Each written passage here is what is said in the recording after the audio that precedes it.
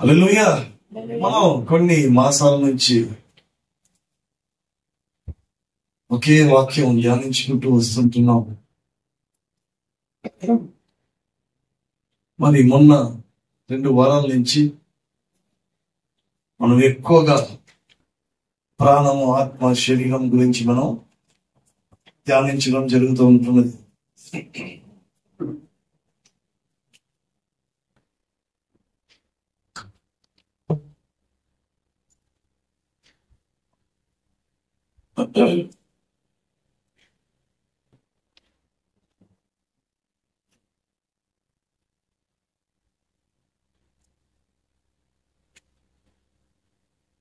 హల్లెలూయా. ప్రాణము, ఆత్మ, శరీరం, దీని గురించి మనం ధ్యానిస్తూ వచ్చాము. ఎందుకు ఈ ప్రాణము, ఆత్మ, శరీరము దేవుడు వచ్చేంత పర్యము అది నిందారహితముగా ఉండాలని తెస్సలోనికీ రాసిన పత్రికలో అపొస్తలుడైన పౌలు హెచ్చరిస్తాడు.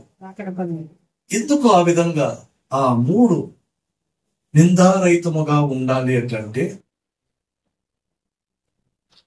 శరీరానికి, ఆత్మకు, ఆత్మకు శరీరానికి ఎప్పుడూ పోరాటమే. హల్లెలూయా. అది విరోధముగా అపేక్షించుచుంటున్నది. ఈ ఆత్మ ఓకే అంటది, శరీరము నో అంటది. అంతకన్నా ముందు ఆత్మ పై వాటిని చూస్తుంది, ప్రాణము లోని వాటి గురించి ఆలోచన, శరీరము బయట వాటి గురించి ఆలోచన. హల్లెలూయా. ఈ మాటను మనం ధ్యానించుకుంటూ తండ్రి అయిన దేవుడు వచ్చేసి ప్రాణము, ఆయన ఆత్మ పరిశుద్ధాత్మ, ఈయన శరీరధారి అనే శరీరముగా మనం ధ్యానించాము. యేసు ప్రభు వారు శరీరం అయితే శరీరానికి, ఆత్మకు, ఆత్మకు శరీరానికి ఎక్కడైనా విరోధంగా ఉందా, లేకపోతే వాళ్ళు ఇరువురు ఏకీభవించారా అనే మాటలు కూడా మనం ధ్యానించాం. యేసు ప్రభు వారు ఈ యొక్క మానవ శరీరాన్ని పొందుకొని లోకంలో జన్మించాడు. ఆయన కూడా శరీరమే. ఈ నిందుల్లో ఆత్మకు ఆయన ఏకీభవించి ఆ ప్రాణాన్ని మహిమపరిచారు. 2 మాటలు చూద్దాం. యోహాను రాసిన సువార్త 5వ అధ్యాయం 30వ వచనం. John 5:30. నా అంతట నేనే ఏమీయూ చేయలేను. నేను వినున్నట్లుగా తీర్పు తీర్చుచున్నాను. నన్ను పంపిన వారి చిత్త ప్రకారమే చేయగోరదును, కానీ నా ఇష్ట ప్రకారం చేయగోరను కనుక నా తీర్పు న్యాయమై ఉన్నది. హల్లెలూయా. ఈ మాటలు మనం చదువుతున్నప్పుడు ఈ శరీరం అనబడుతుంటున్న యేసు ప్రభు వారు అంటున్న మాటలు ఏంటంటే, అంతటా నేను ఏమి చేయడం లేదు. హల్లెలూయా. నేను ఆత్మ నుండి ఏదైతే నేను నా తండ్రి నుంచి ఏదైతే విన్నానో దాన్నే నేను ఈ శరీరంలో నేను నెరవేరుస్తున్నాను. హల్లెలూయా. కాబట్టి శరీరము, ఆత్మ, ప్రాణము ఏకీభవిస్తుంటున్నారు, ఒక సంపూర్ణము కలిగి ఉంటున్నది. హల్లెలూయా. యోహాను రాసిన సువార్త 12:49. 12:49. ఏలైనగా నా అంతటా నేనే మాట్లాడలేదు, నేను ఏమనగలను, ఏమి మాట్లాడగలను, దానిని గూర్చి నన్ను పంపిన తండ్రి నాకు ఆజ్ఞ ఇచ్చాను. హల్లెలూయా. నేను మాట్లాడుచున్నది నా ఇష్టం వచ్చినట్లుగా నేను మాట్లాడడం లేదు. నా తండ్రి ఏదైతే ఆత్మ ద్వారా మాట్లాడిస్తున్నాడో దానినే నేను మాట్లాడుతున్నాను. ఇక్కడ కూడా శరీరం యొక్క ఇష్టాలు ఏది జరగడం లేదు. హల్లెలూయా. ఇక ఒకటి చూద్దాం. 14:10 యోహాను. తండ్రి యందు నేనును నా యందు తండ్రి ఉన్నామని నీవు నమ్ముట లేదా? నేను మీతో చెప్పుచున్న మాటలు నా అంతటా నేనే చెప్పుట లేదు. తండ్రి నా యందు నివసించుచు తన క్రియలు చేయుచున్నాడు. హల్లెలూయా. ఈ ఒక్క మాట గమనించండి. నేను, శరీరము, ప్రాణము ఇద్దరు ఒకటే. శరీరము ప్రాణముతో, ప్రాణము శరీరముతో. పోయినసారి మేము చూసాం, ముగ్గురిని ఒకరి పైన ఒకరు చేసుకుని నిలబడి ఉన్నాం. హల్లెలూయా. ముగ్గురు ఒకరి మీద ఒకరు చేసుకున్నాం. సపోజ్ అనుకుందాం, ఇక్కడ ఒకరు ఉన్నారు, అక్కడ ఒకరు ఉన్నారు. ప్రాణము శరీరము, శరీరము ప్రాణము ఒకటైనప్పుడు ఆత్మ నడిపింపు. హల్లెలూయా. వాళ్ళు ఏకీభవించి చెప్తున్నారు. అట్లయితే నేను ఎలా ఉన్నాను, నేను ఎలా జీవిస్తుంటున్నాను, నా ప్రాణము దేవుణ్ణి మహిమపరచబడుతుంటున్నదా లేదా? హల్లెలూయా. నా ఆత్మ ఎలా ఉన్నది, నా శరీరము ఎలా ఉంది? దానికి మరి ఒక ఉదాహరణ మనము తీసుకున్నాం. ఏం మాట్లాడుకున్నాం? మరియా, మార్తా, లాజరు గురించి మాట్లాడుకున్నాం. మార్తా, ఆయన యేసు ప్రభు వారు వెళుతూ ఒక గ్రామంలో ప్రవేశించారు. ఆ గ్రామము పేరు నేను ఊరికి అవుట్లైన్ చెప్పుకుంటూ వస్తాను, టైం లేదు. వీలైతే ఇంకా చాలా లోతైన మర్మాలు మనం ధ్యానిద్దాం. హల్లెలూయా. ఆయన ఒక గ్రామంలో ప్రవేశించాడు. ఆ గ్రామము పేరు he entered in a certain village to a certain home. Hallelujah. I like English. Certain village, certain woman. అంటే ఒక గ్రామంలో ఒక ఇల్లు, ఆ ఇంట్లో ఒక స్త్రీ ఆహ్వానించింది. ఆ యొక్క ఆహ్వానించిన గ్రామము పేరు బేతని, అంటే పేదరికం. మనం దాన్ని అండర్లైన్ చేసుకోవాల్సిన పేరు ఏంటంటే పేదరికమైన ఆత్మీయ జీవితం అని పేరు పెట్టచ్చు. హెడ్ లైన్ బోర్డు పెట్టచ్చు దానికి. ఏం బోర్డు దానికి? ఆత్మీయంగా పేదరికము. హల్లెలూయా. మార్త ఆహ్వానించుతున్నది, అనేకమైన పండ్లు పెట్టుకుని ఉంటున్నది. మరియా దేవుని యొక్క పాదముల ఎదుట కూర్చున్నది. ఆమె కింద కూర్చున్నదంటే ఆమె ఎక్కడ చూడాలి? ఆయన ఎక్కడ చూడాలి? మార్త ఎక్కడ చూడాలి? పైన చూడాలి. యేసయ్య ముఖము చూడాలి. పైన చూసేటివి ఆత్మ. విస్తారమైన పడి పెట్టుకునేది మార్త శరీరం. హల్లెలూయా. వాళ్ళిద్దరి మధ్యలో మార్తకు మరియకు పోరాటం. ఈ మంటుడిని నేను ఒక్కదాన్నే పనులు చేసుకుంటున్నాను. మరియా నీ పాదం దగ్గర కూర్చునుంది, నీకు కొంచెమైనా ఇది లేదా? హల్లెలూయా.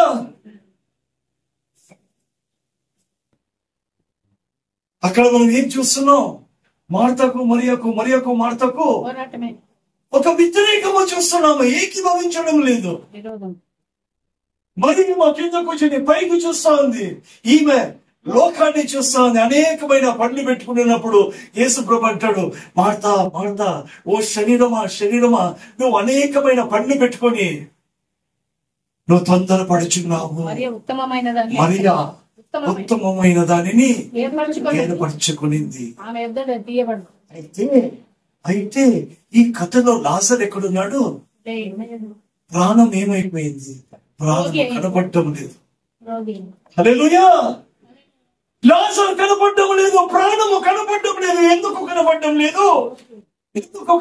లేదు? ఆత్మకు ప్రాణానికి ఆత్మకు మరియకు పోరాటం. నా ప్రాణమా, నువ్వు ఇయాలో కృంగిపోయి ఉన్నావు. నాలో నీవు ఎందుకు తొందర ఎక్కడి నుంచి వచ్చింది? ఆ ప్రాణానికి తొందర ఎక్కడి నుంచి వచ్చింది? తండ్రైన దేవునికి తొందర ఎప్పుడు వచ్చింది? ఆ ప్రాణము ఆత్మ శరీరం ఏకీభవించి ఆయనని మహిమపరచకపోతే ఆయనకు తొందర. హల్లెలూయా. అది చేయకపోతే వ్యక్తిగత జీవితంలో నా ప్రాణానికి నాకు తొందర. అట్లా ధ్యానించుకుంటూ మనము యోహాను రాసిన సువార్తకు వెళ్ళిపోయినప్పుడు ఆడ ఏమి కనబడుతున్నాడో చూద్దాం. ఒకటి చదువుతాం. యోహాను రాసిన సువార్త 11:1. మరియా యోహాను రాసిన సువార్త 11:1. The Gospel according to John 11:1. Mariya ఆమె సహోదరి అయిన మార్త అనువారి గ్రామమైన బేతనియలోనున్న లాజరు అను ఒకడు రోగి ఆయను. హల్లెలూయా. ఏమండి ఇక్కడ ఎంతమంది కనబడుతున్నారు? ఇప్పుడు ముగ్గురు కనబడ్డారా? మార్తా కనబడుతున్నది, మరియా కనబడుతున్నది, లాజరు ఎలా కనబడుతున్నాడు? రోగి కనబడుతున్నాడు. ఎందుకు రోగి అయిపోయాడు? ఎందుకు రోగి అయిపోయాడు? నా ప్రాణమా, నాలో నువ్వు ఎందుకు తొందరపడి రోగి అయిపోయావు? ఎందుకంటే నా ప్రాణము, నా శరీరము, ఆత్మ ఏకీభవించడం లేదు. ఆత్మ సిద్ధమే గాని శరీరము బలహీనం. ప్రాణము రోగి అయిపోయింది. హల్లెలూయా. 3వ వచనం 11:3. అతని అక్క చెల్లెండ్లు ప్రభువా ఇదిగో నీవు ప్రేమించువాడు రోగి ఉన్నాడని ఆయనకు వర్తమానం పంపిరే. హల్లెలూయా. నువ్వు ప్రేమించిన వాడు రోగి అయిపోయి ఉన్నాడు ప్రభువా నీ వర్తమానం ఎవరు పంపించారు? ఇద్దరు కలిసి. ఎవరు పంపించారు? అక్క చెల్లెండ్లు. ఇంతకు ముందు అక్క చెల్లెళ్ళు ఎలా ఉన్నారు? ఇంతకు ముందు రోగి కాక మునుపు ఎలా ఉన్నారు? ఏకీభవించలేదు. హల్లెలూయా. ఆత్మ శరీరము. ఆత్మ ఏమో అయ్యో ప్రార్థన చేద్దాం, మందిరానికి వెళదాం. శరీరం పోదాంలే, చూద్దాంలే, ఇంకా టైం ఉందిలే.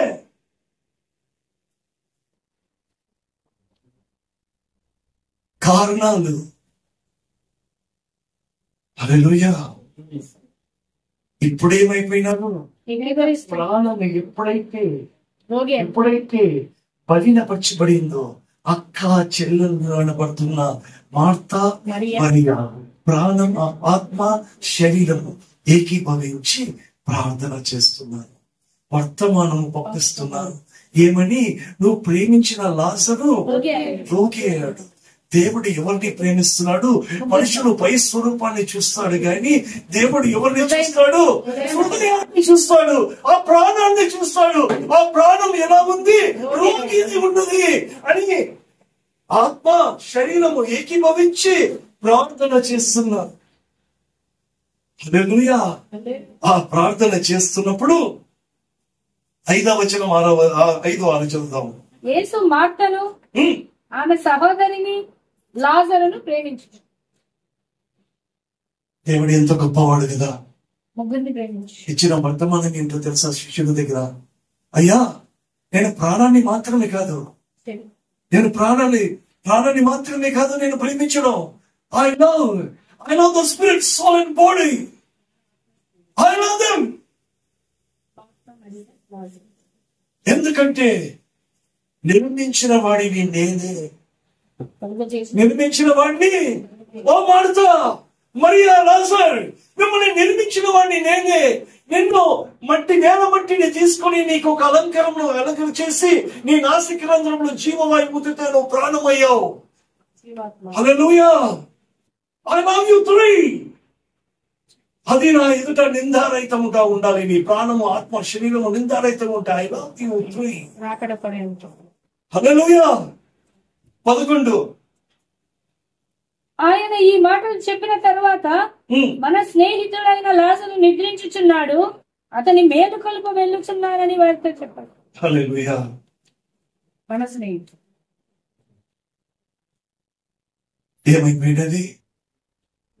ఏమైపోయేది? రోగి అయి ఉన్నవాడు చనిపోయాడు.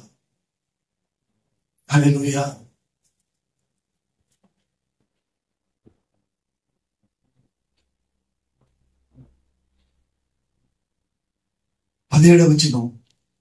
యేసు వచ్చి అది వరకు అతడు 4 దినములు సమాధిలో ఉండనని తెలిసికొనెను. ఓకే, చనిపోయిన తర్వాత 4 దినముల తర్వాత ఆయన ఆ గ్రామానికి వచ్చాడు. ఎక్కడికి వచ్చాడు? ఆత్మీయంగా పేదరికంగా ఉన్న ఆ యొక్క కుటుంబానికి వచ్చాడు. ఆ యొక్క వ్యక్తి ఎంతకు వచ్చాడు, ఆ కుటుంబానికి వచ్చాడు, ఆ సంఘానికి కూడా వస్తాడు. హల్లెలూయా. ఆ సంఘము ఆత్మీయంగా ఎదగాలి. ఆ కుటుంబం ఆత్మీయతలో ఉండాలి. ఆ వ్యక్తి ఆత్మీయంగా బలపరచబడాలి. ఎప్పుడొచ్చాడు? నీ ప్రాణము రోగి అయిపోయి చెడిపోయిన తర్వాత వచ్చాడు. రాగానే 20-21 వచనం ఏమైందో చెప్తాము. మార్త యేసు వచ్చుచున్నాడని విని ఆయనను ఎదుర్కొని వెళ్ళెను, కాని మరియ ఇంటిలో కూర్చొని ఉండెను. మార్త యేసుతో, ప్రభువా, నీవిక్కడ ఉండిన ఎడల నా సహోదరుడు చావకుండును. ఇప్పుడైనాను నీవు దేవుని ఏమడిగినను దేవుడు నీకు అనుగ్రహించునని ఎరుగుదును అనెను. యేసు, నీ సహోదరుడు మరలా లేచునని ఆమెతో చెప్పగా, మార్త ఆయనతో, అంత్యదినమున పునరుత్థానమందు లేచునని ఎరుగుదునని. అందుకు యేసు, పునరుత్థానమును జీవమును నేనే. నా యందు విశ్వాసం ఉంచువాడు చనిపోయినను బ్రతుకును, బ్రతికి నా యందు విశ్వాసం ఉంచు ప్రతి వాడును ఎన్నటికీ చనిపోడు. ఈ మాట నమ్ముచున్నావా అని ఆమెను అడిగాను. ఆమె, అవును ప్రభువా, నువ్వు లోకమునకు రావాల్సిన దేవుని కుమారుడైన క్రీస్తు అని నమ్ముచున్నానని ఆయనతో చెప్పాను. ఆమె ఈ మాట చెప్పి వెళ్ళి, బోధకుడు వచ్చి నిన్ను పిలుచుచున్నాడని తన సహోదరి అయిన మరియను రహస్యముగా పిలిచాడు. హల్లెలూయా. ఇంతకు ముందు ఉన్న జీవితం ఆత్మ సిద్ధమే గాని శరీరము బలీయము. మరియా సిద్ధమే గాని మార్త అనేకమైన పనులు పెట్టుకుంది. ఇప్పుడు జీవితం రోగి అయిపోయి చనిపోయిన తర్వాత వాళ్ళ వ్యక్తిగత జీవితం గాని కుటుంబ జీవితము గాని అది ఏదైనా కాని కాక ఆ పరిస్థితికి వచ్చినప్పుడు మార్త ముందు పరిగెత్తింది, వచ్చి ఆత్మను ప్రేరేపణ కలిగించేస్తోంది. ఏమని ఈ శరీరము విస్తారమైన పని పెట్టుకున్న ఈ యొక్క శరీరము ఆత్మతో ఏకీభవించి, ఓ మరియా, ఓ ప్రాణ ఆత్మ, బోధకుడు వచ్చాడు, ఆయన దగ్గరికి వెళ్తామంటాడు. హల్లెలూయా. అయితే నా వ్యక్తిగత జీవితం, కుటుంబ జీవితంలో ఎక్కడైనా సరే పరిస్థితులు ఎలా ఉన్నాయి మనం అడుగుతాం, బాగున్నారా? ఏమండి బాగున్నారా? ఓకే, బాగున్నావు.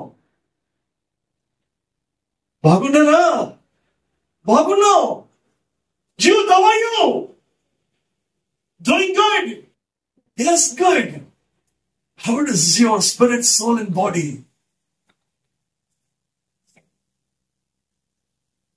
ఆత్మ సిద్ధమే, శరీరము బలహీనం. ఇప్పుడు ఎలా ఉంది? ఆత్మ సిద్ధమే, శరీరము కూడా సిద్ధమే. హల్లెలూయా. ఏకీభవించారు. ఇద్దరు ఏకీభవించినప్పుడు యేసు ప్రభు లోపలికి వస్తున్నాడు. అయ్యా, నీ సమస్య ఏంటి నేను ఇప్పుడు అడుగుతున్నాడు. నీ శరీరము ఆత్మకు ఏకీభవించకపోతే ఆ ఊరు అనే ఆ వాక్యం దగ్గర నిలబడి ఉంటాడు, తడుతూనే ఉంటాడు. నువ్వు ఎప్పుడైతే నీ శరీరము ఆత్మ ఏకీభవించి ఆ తలుపు తెలుస్తారో అప్పుడైనా లోన్ వస్తాడు. You got it.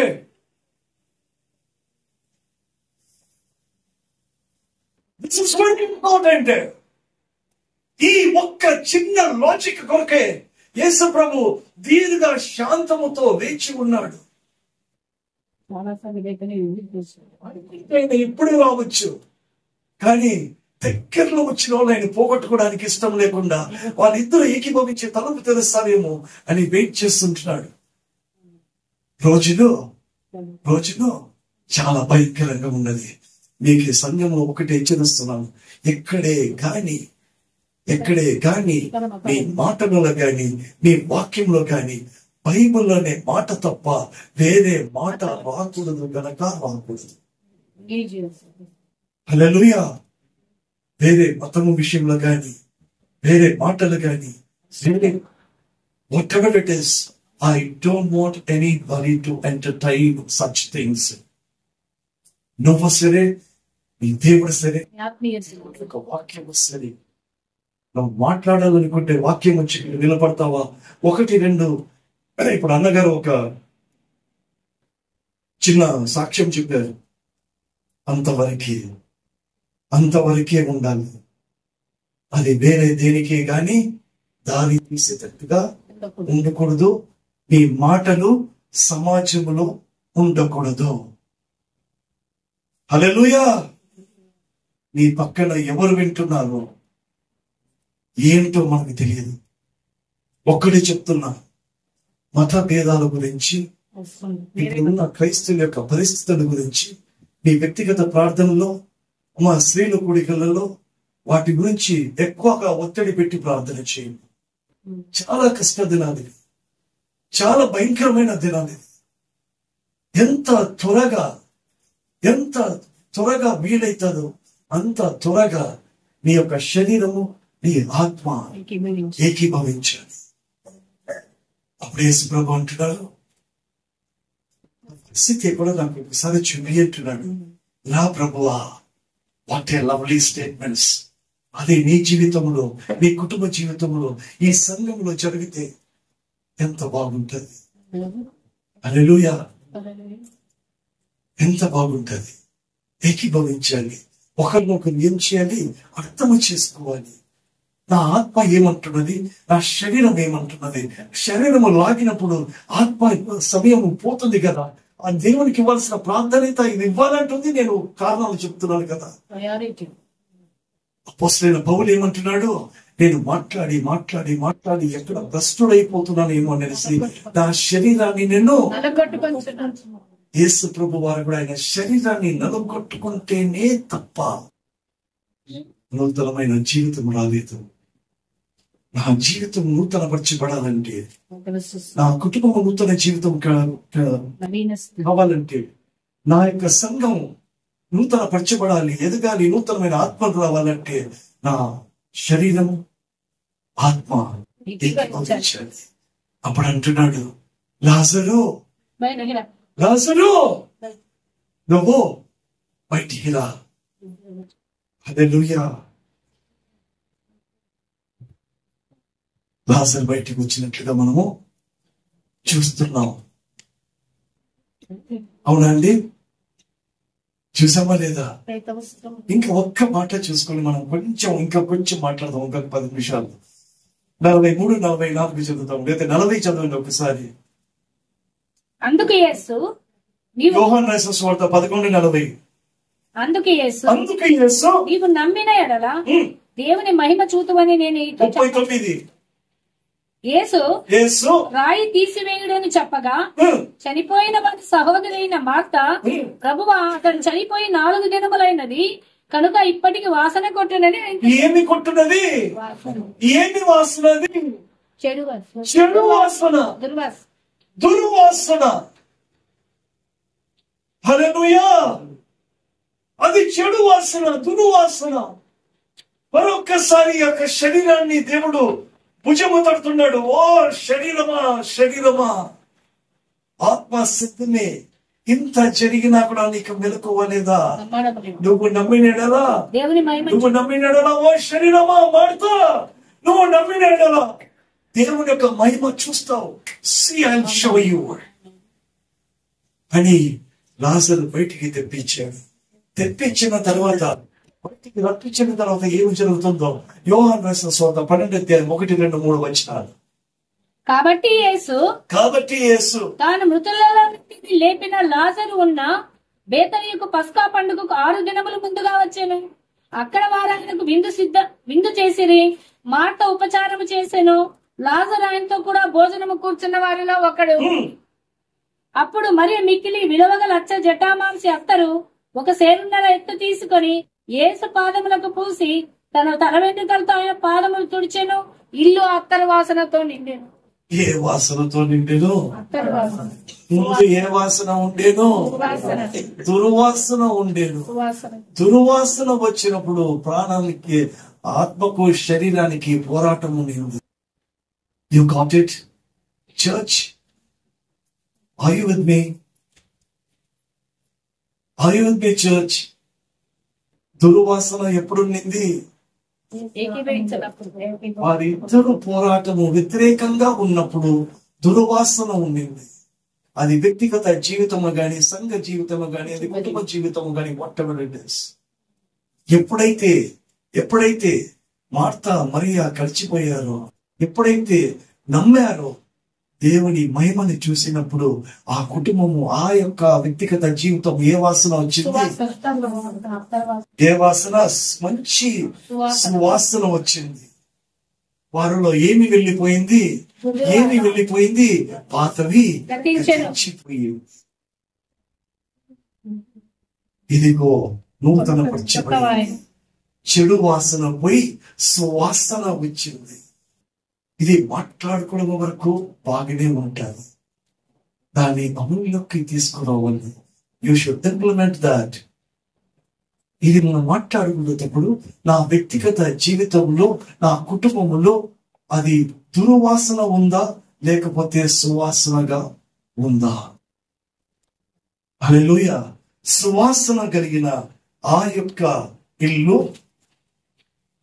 క్రీస్తుకు అవయములై ఉన్నారు. ఏమై ఉన్నారు? క్రీస్తుకు అవయములై ఉన్నారు. కొరింథీయులకు రాసిన మొదటి పత్రిక 12:27.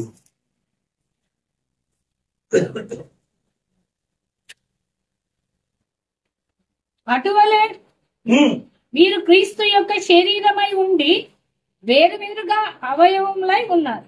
హల్లెలూయా. అటువలే ఈ శరీరం ఏమై ఉండాలి? క్రీస్తుకు అవయవములు.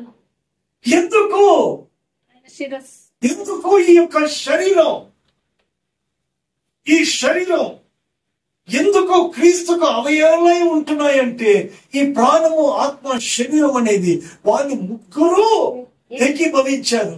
ఇప్పుడు నేను కూడా ఏకీభవిస్తే నేను ఏమైపోతున్నాను? నేను ఆ క్రీస్తుకు అవయవమై ఉండిపోతున్నాను. పాతవి గతించిపోయాయి. ఇదిగో కొత్త వాయును అంటే ఎట్లా అయ్యను? క్రీస్తుకు నేను అవయవమై ఉండిపోయాను. 1, 2, 3, 4, 5. Everybody are individually are members called a flesh, called a body of Christ. Hallelujah. వ్యక్తిగతంగా అందరూ ఒక్కొక్క అవయవంలో కలిగి క్రీస్తుకు ఏమైపోయాం? శరీరం అవయవాలుగా అయిపోయాం. అట్లా మనం ఒక అవయవం అయిపోతే మనకు క్రీస్తు ఏమైతాడు? హల్లెలూయా. 1 Corinthians 1:22. ఎఫెసీయులకు రాసిన పత్రిక 1:22. ఎఫెసీయులకు రాసిన పత్రిక 1:22.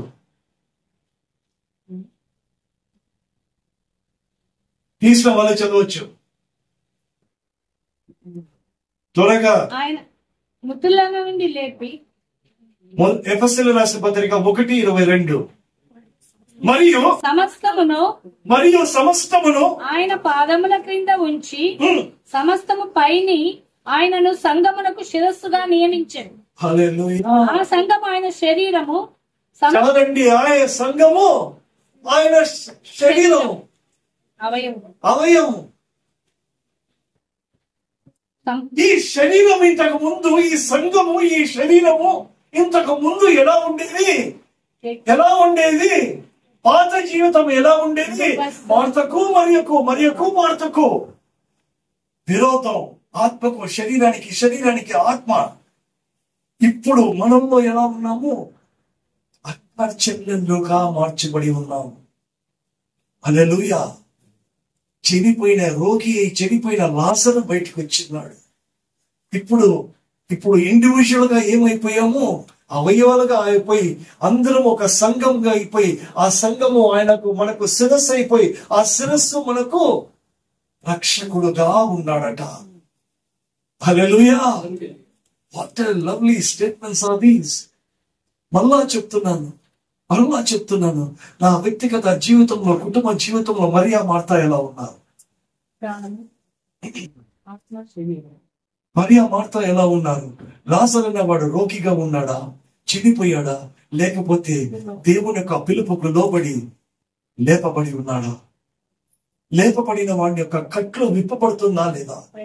ఎవరింట్లో నేను మాట్లాడింది ఇది, కట్లు విప్పబడాలనేసి. హల్లెలూయా. ఓకే, ఆ కట్లు విప్పబడాలి. సమాధి నుంచి వచ్చిన కట్లు విప్పబడాలి. ఆ కట్లు విప్పబడుతున్నప్పుడు ముప్పదంతలుగా, 60ంతలుగా, 100ంతలుగా ఆ వ్యక్తిగత జీవితం గాని, కుటుంబ జీవితం గాని ఎదగాలి. ఆ ఎదుగుతున్న ఆ యొక్క శరీరము, ఆ యొక్క సంఘము క్రీస్తుకు శరీరమై ఉన్నారు. ఆయన మనకు శిరస్సు అయి ఉన్నాడు. ఒకవేళ ఇప్పుడు మనము శరీరము, ఆయన శిరస్సు. మనల్ని దేవుడు పెట్టిన మరో పేరు ఏంటంటే మనము దేవునికి ఆలయం అంటారు. హల్లెలూయా. ఎవరంట మనం? దేవునికి ఆలయం. ఇంట్లో దేవుడి చిత్తమైతే నాకు ఆయుష్ ఇస్తే ఆలయము రాయి అంటే ఏంటో చెప్తాను. ఇంకొక మాట చెప్తున్నాను.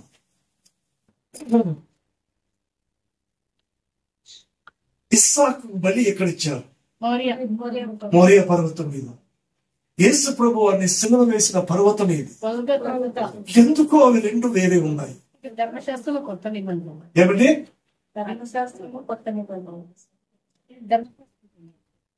అమ్మ చెప్పండి. గట్టిగా అనుకున్నది గట్టిగా చెప్పండి, లేకపోతే మనం ఇంట్లో పోయి మాట్లాడుకుందాం. హల్లెలూయా. కమాన్, అలా చెప్పండి. మీకు వచ్చిన ఆలోచన ఏంటో చెప్పండి.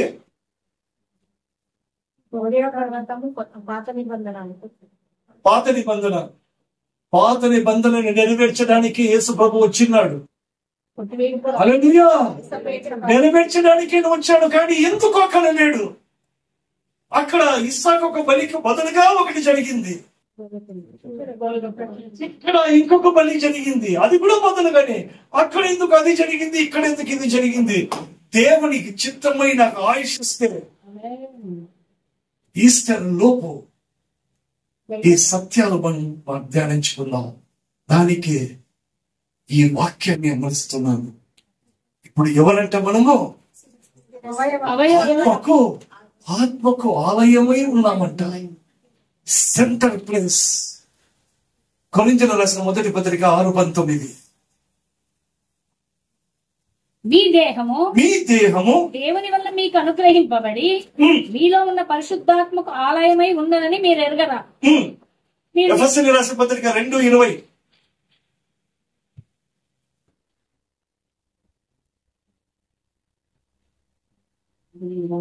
క్రీస్తు యేసే ముఖ్యమైన మూలరాయి అయి ఉండగా. ముఖ్యమైన మూలరాయి అయి ఉండగా ప్రవక్తలను వేసిన పునాది మీద మీరు కట్టబడి ఉన్నారు. క్రీస్తు యేసు ఎవరు? ముఖ్యమైన మూలరాయి. అపోస్తలులు వేసింది ఏంది? పునాది. ఏంటండి ఇది? మూలరాయి ఏంది, పునాది ఏంది కదా? మూలరాయి ఏంది అసలు? ఎక్కడ ఈ మూలరాయి అన్ని ఎక్కడ ఉండేది? సొలొమోన్ దావీదు కట్టవలసిన మందిరాన్ని అది ఆయన కట్టలేని పరిస్థితుల్లో సొలొమోను కట్టవలసిన మందిరానికి అప్పట్లో కట్టవలసినది ముందు మూలరాయి పెట్టాలి. అది తృణీకరించబడిన రాయి, అది తలకు మూలరాయి. ఆ మూలరాయి లేకపోతే వెడల్పు పొడవు అనేది రాదు. అపోస్తలు వేసింది ఏంది? మూలరాయి యొక్క పునాది వాళ్ళు వేశారు. హల్లెలూయా. పునాది వేరే, మూలరాయి వేరే, తలరాయి వేరే. హల్లెలూయా. ఇవన్నీ పేతురు గారు, ఎందుకు పేతురే దీన్ని రాస్తున్నాడు ఈ రాయల గురించి? అయ్యా, అందరూ నువ్వు ఏదో అనుకుంటున్నారు. నువ్వు ఏమనుకుంటున్నావు అంటే నువ్వు సజీవుడైన దేవుని కుమారుడైన క్రీస్తు అన్నాడు. అప్పుడు అంటున్నాడు, అయ్యా నువ్వు బండలాంటి మాట మాట్లాడావు. దేవుడే బయలుపరిచాడు. ఆ బండ మీద, ఆ సజీవమైన నీ నోటి నుంచి వచ్చిన బండ అన్న మాట మీద నేను మందిరాన్ని కడతాను. ఈయన నేను ఎలా కట్టాలి, నా యొక్క సంఘానికి నేను ఎలా తెలియజేయాలనేసి ఆయన ఏమి చేస్తున్నాడు? మూలరాయి, తలరాయి, పునాది గురించి ఈయన మాట్లాడుతున్నాడు. ఎందుకంటే మందిరము కట్టబడాలి, కుటుంబము కట్టబడాలి, వ్యక్తిగత జీవితము కట్టబడాలి. అది ఎలా కట్టబడాలి? ఒకే మాట చెప్పి నేను ముగిస్తాను, సమయం అవుతుంది. పేతురు రాసిన మొదటి పత్రిక 2:4-5. పేతురు రాసిన మొదటి పత్రిక 2వ అధ్యాయము 4-5 వచనాలు. మనుష్యుల చేత విసర్జింపబడినను దేవుని దృష్టికి ఏర్పరచబడినది, మనుషుల చేత విసర్జించబడినను దేవుని దృష్టికి ఏర్పరచబడినది అమూల్యమైన సజీవమైన రాయియగు ప్రభువునొద్దకు వచ్చిన వారై యేసుక్రీస్తు ద్వారా దేవునికి అనుకూలములకు ఆత్మ సంబంధమైన బలులు అర్పించుటకు పరిశుద్ధ యాజకులుగా ఉండునట్లు మీరును సజీవమైన రాళ్ల వలె ఉండి ఆత్మ సంబంధమైన మందిరంగా కట్టబడుచున్నారు. హల్లెలూయా. విసర్జించబడిన రాయి సజీవమైన రాలిగా మార్చబడింది. మనమందరం ఎక్కడికి వచ్చినామంట? సజీవమైన రాయి దగ్గరకు వచ్చామంట. ఎలా వచ్చామంట? ఎలా వచ్చాము? ఎలా రావాలి? సజీవమైన రాళ్ళుగా రావాలి, కానీ నిర్జీవమైన రాళ్ళుగా మందిరము కట్టబడలేము. మన అర్పణలు మనము అర్పించలేము. హల్లెలూయా. ఈ దినానికి మనకు దేవుడు ఇచ్చిన మాట ఏంటంటే, యెహోవాను బట్టి ఫస్ట్ పాయింట్, ముగింపు మాట ఏంటంటే, మార్తాకు మార్తాకు వ్యతిరేకంగా ఉందా, లేకపోతే నా ప్రాణాన్ని, నా ఆత్మకు శరీరానికి ఆత్మకు ఏకీభవించి నా ప్రాణముతో దేవుని నేను మహిమపరచగలుగుతున్నానా లేదా? కాబట్టి నన్ను జ్ఞాపకము చేసుకున్నట్టుగా దీనిని చేయడని చెప్పిన దేవుడి మాటలు మనం వెనుకడికి ఆశ్రయించి దీవించును గాక. ఆమేన్. ప్రార్థన.